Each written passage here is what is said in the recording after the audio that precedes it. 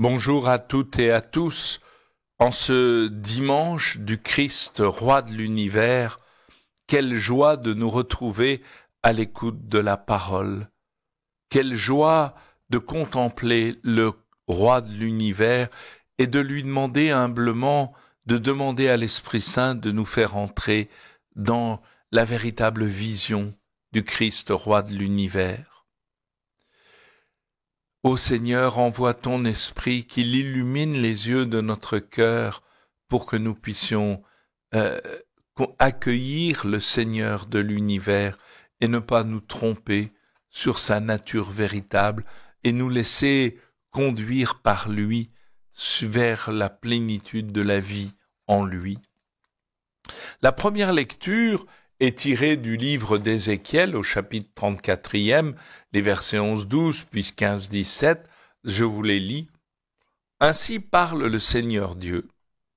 Voici que moi-même, je m'occuperai de mes brebis et je veillerai sur elles, comme un berger veille sur les brebis de son troupeau quand elles sont dispersées.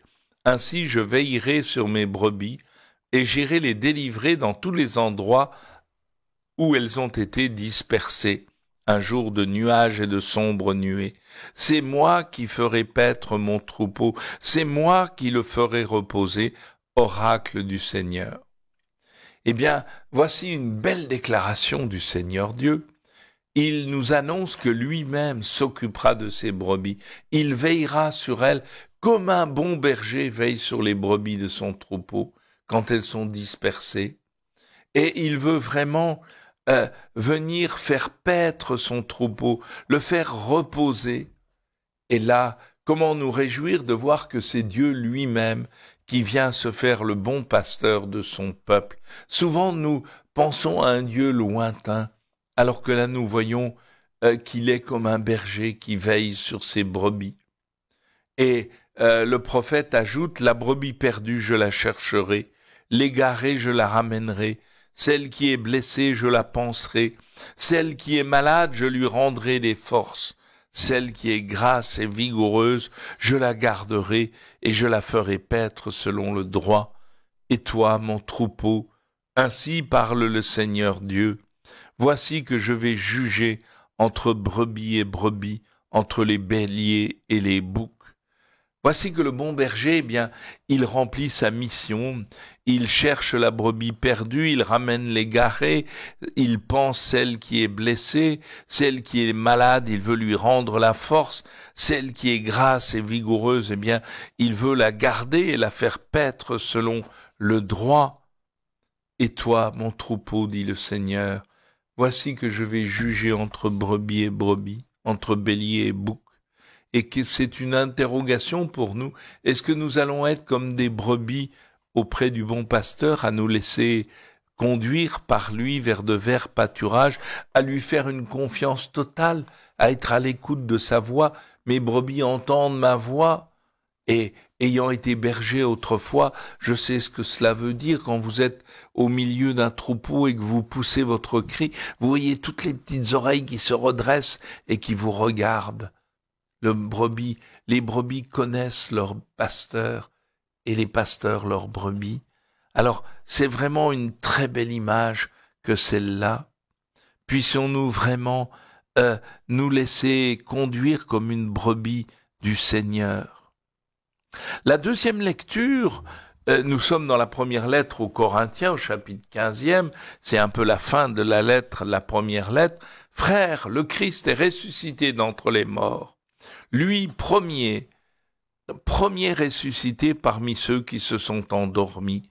Car la mort étant venue par un homme, c'est par un homme aussi que vient la résurrection des morts, mais par un homme qui est le Fils de Dieu.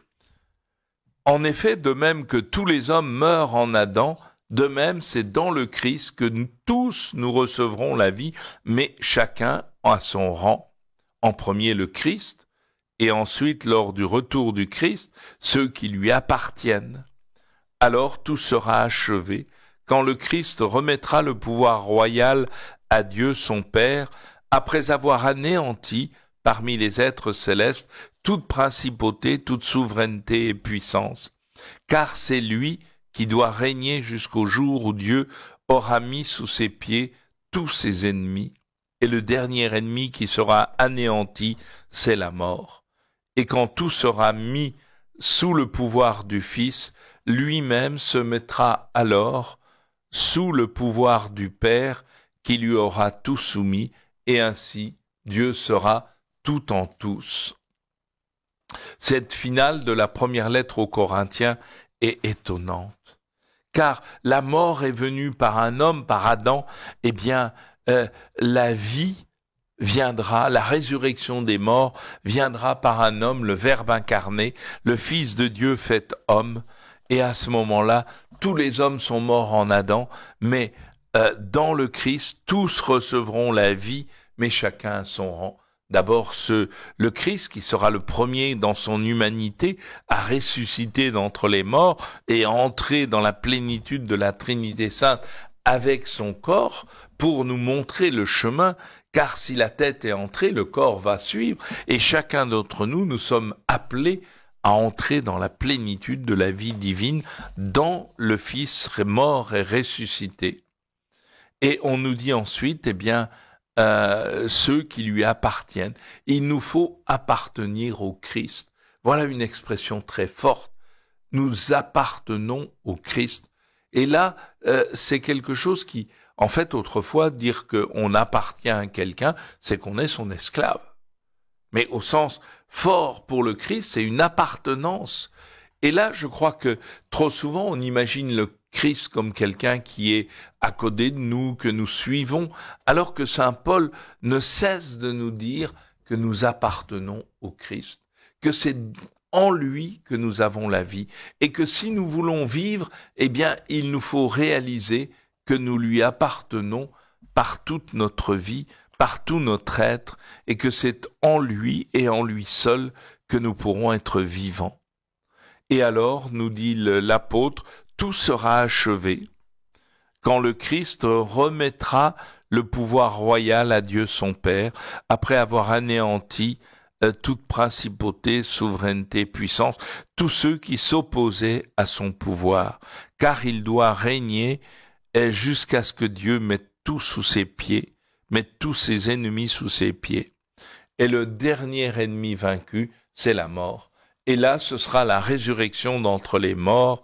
Eh bien, voilà que le Père nous rendra un corps de gloire qui sera fait pour notre âme séparée, mais quelle joie de pouvoir entrevoir ce mystère de la résurrection d'entre les morts. Et malheureusement, aujourd'hui, beaucoup de chrétiens ne croient plus à la résurrection des morts. Mais je viens maintenant à l'Évangile. En ce temps-là, Jésus disait à ses disciples, « Quand le Fils de l'homme viendra dans sa gloire avec tous ses anges, alors il siégera sur son trône de gloire. Toutes les nations seront rassemblées devant lui, et il séparera les hommes les uns des autres, comme le berger sépare les brebis des boucs. Il placera les brebis à sa droite et les boucs à sa gauche. » C'est une parabole que nous connaissons bien et qui nous rappelle que l'essentiel, c'est pas simplement de dire Seigneur, Seigneur, c'est pas d'être toujours dans une espèce de contemplation, mais c'est est-ce que j'ai réalisé que mes frères sont le Christ, que l'autre est le Christ. Ce que Paul a vécu sur le chemin de Damas, lorsqu'il entendit une voix lui dire « Je suis Jésus que tu persécutes », Paul a pris conscience que l'autre était le Christ, que ceux qu'il persécutait, c'était le Christ qu'il persécutait. Il y a une identification du Christ à tous ses disciples. Et là, comment ne pas être bouleversé quand on entend de telles paroles? Et voilà que le Seigneur, eh bien, il fait le tri entre les boucs et les brebis. Et quel est le critère? Eh bien, venez les bénis de mon Père, recevez en héritage le royaume, car j'avais faim et vous m'avez donné à manger, j'avais soif, vous m'avez donné à boire, j'étais étranger, vous m'avez accueilli, j'étais nu et vous m'avez habillé, j'étais malade et vous m'avez visité, j'étais en prison et vous êtes venus jusqu'à moi. Alors les justes répondront, Seigneur, quand est-ce que nous t'avons vu? Tu avais donc faim, nous t'avons nourri, tu avais soif, mais quand, Seigneur?